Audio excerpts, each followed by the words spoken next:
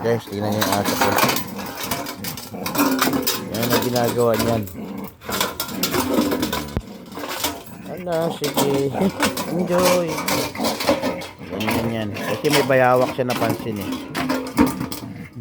May bayawak dito, kinuha yung manok ko. Nakatali siya, galit na galit siya sa bayawak. Kaya ang ginagawa niya sa kon. Sige, Marpi. Ano pa ngayon, may mamayang gabi, alas 12, pati sa New Year. Yan ang patunog natin. Galit siya guys. Wala, mahulog niya maya maya. Inihila niya. Minsan nga po ikakagatin niya yan.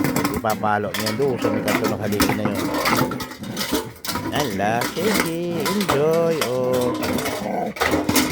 Wala na. Tutulak niya yan para makagat niya. Kung saan niya pwede makagat yan. Yan. Wala na, Marpi. Marpi, hindi mo nahuli yung bayawak.